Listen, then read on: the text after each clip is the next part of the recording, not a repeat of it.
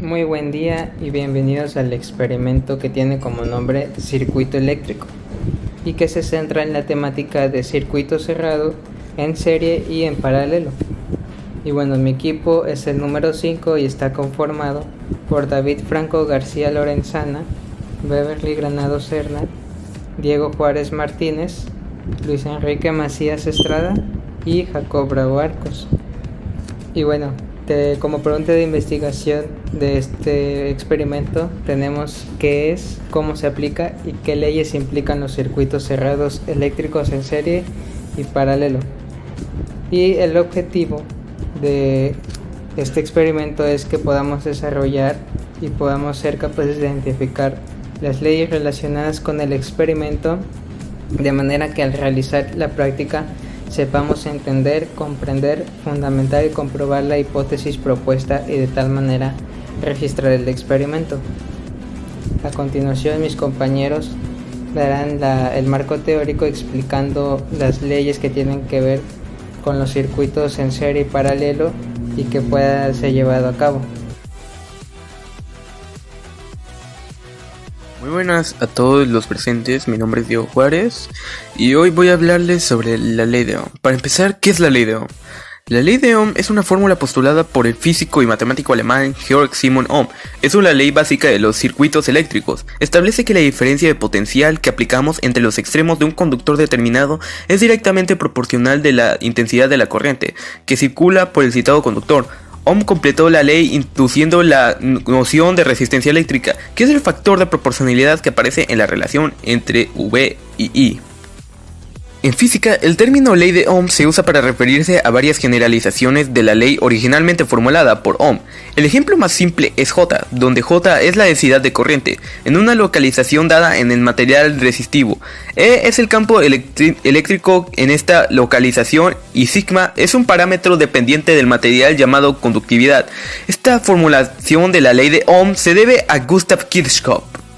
La importancia de esta ley reside en que verifica la relación entre la diferencia o potencial en bornes en una resistencia o impedancia, en general ya intensidad de corriente que circula a su través. Con ellas se resuelven numerosos problemas eléctricos no solo de la física y de la industria, sino también de la vida diaria, como son los consumos o las pérdidas de las instalaciones eléctricas de las empresas y de los hogares. También introduce una nueva forma para obtener la potencia eléctrica y para calcular la energía eléctrica utilizada en cualquier suministro eléctrico, desde las centrales eléctricas a los consumidores. La ley es necesaria, por ejemplo, para determinar qué valor debe tener una resistencia a incorporar en el circuito eléctrico con el fin en que este funcione con el mejor rendimiento. La ley de Ohm determina que para algunos materiales, como la mayoría en los conductores metálicos, la densidad de corriente y el campo eléctrico se relacionan a través de una constante llamada conductividad, característica de cada circunstancia. Es decir, esta ley de Ohm en forma local, obtenida a partir de la noción del campo eléctrico que acelera a los electrones que se desplazan libremente por el metal conductor. Gracias a ella se ha obtenido la ley clásica o macroscópica para los metales y casi todos los otros conductores. Es constante, no depende de la cantidad de corriente. En algunos materiales, y notablemente los materiales semiconductores, no es constante, y este hecho es muy útil en rectificadores, amplificadores y otros aparatos. Aquellos materiales cuya resistencia es constante se conoce como líneas u ómnicos, mientras que aquellos donde no es constante se les denomina no lineales o no ómnicos.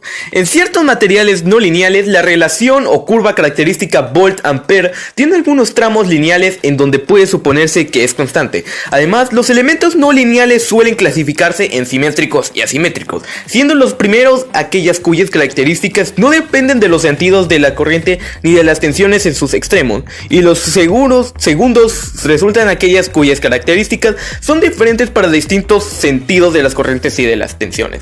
Esta ley contiene menos información al ser escala de la ley para la densidad de corriente, que incluye módulo, dirección y sentido por la naturaleza vectorial.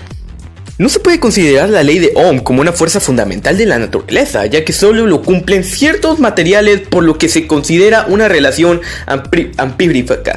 Sin embargo, esta ley tiene amplificación práctica para una gran variedad de materiales, en especial los metales. La ley de Lenz es el campo electromagnético que se relaciona con cambios productivos en el campo eléctrico por un conductor con la propiedad de variar el flujo magnético y afirmar que las tensiones o voltajes aplicadas en un conductor generan una fuerza eléctrica matriz cuyo campo magnético se opone a toda variación de la corriente original que se produjo.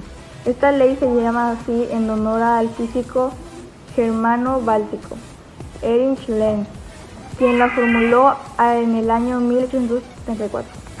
El flujo magnético es la medida del campo magnético total que pasa a través de una área dada. Es una herramienta útil para describir los efectos de la fuerza magnética de algún objeto que ocupa un área dada de la medición del campo magnético. Está atada al área particular. La elección podemos escoger cómo queremos el tamaño del área y su orientación relativa al campo magnético.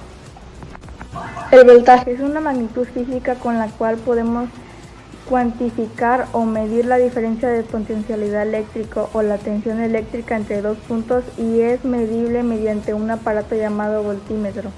En cada país el voltímetro estándar es corriente eléctrica, tiene un número específico, aunque en muchos son compartidos porque, por ejemplo, en la mayoría de los países de Latinoamérica el voltaje estándar es de 220 voltios. Y bueno, las leyes de Kirchhoff. Bueno, la ley de nodos o primera ley de Kirchhoff dice que en cualquier nodo la suma de las corrientes que entran en ese nodo es igual a la suma de las corrientes que salen.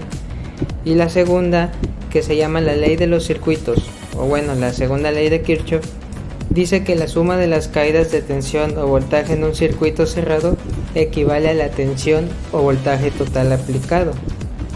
Otra definición tenemos al circuito eléctrico. ¿Y qué significa?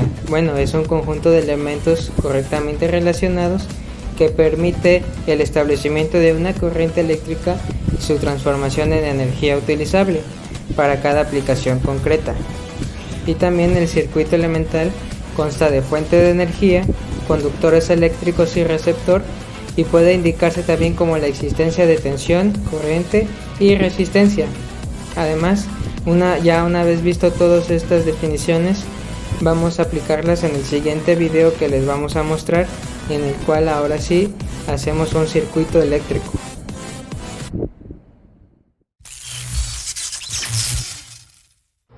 Buenos días, mi nombre es Luis Enrique Macías Estrada, integrante del equipo 5, y hoy les vengo a enseñar los dos tipos de circuitos en serie y en paralelo. Bueno, a la derecha tenemos el circuito en paralelo y a la izquierda tenemos el circuito en serie. Las principales características del circuito en serie es que la corriente que pasa por las tres resistencias siempre es la misma, al igual que el voltaje que se distribuye por las tres unidades, siendo que cada foco tenga la misma energía. Aparte, otra característica más es que el circuito en serie depende de los tres focos únicos, ya que estos actúan como pase de corriente, y si en dado caso uno de estos llegara a quitarse, todos se apagarían. Bueno, ahora viendo el circuito en paralelo, las principales características de este es que en primero está hecho su circuito de forma paralela, ya que está hecho así, los focos pueden dar toda su potencia sin depender de otras. Esto haciendo que si quitamos un foco de su portalámparas, los demás no se apaguen y sigan funcionando normalmente con su misma intensidad. Esto sería todo de mi parte, gracias.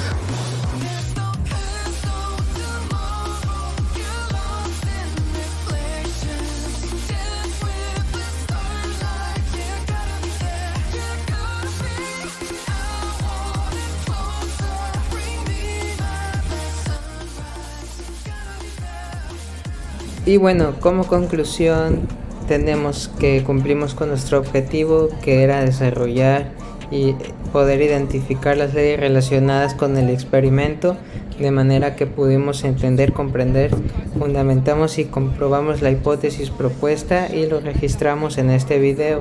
Analizamos cada definición, cada ley que tiene que ver con los circuitos, las fórmulas, y lo llevamos en práctica en una maqueta con un circuito eléctrico en serie y en paralelo.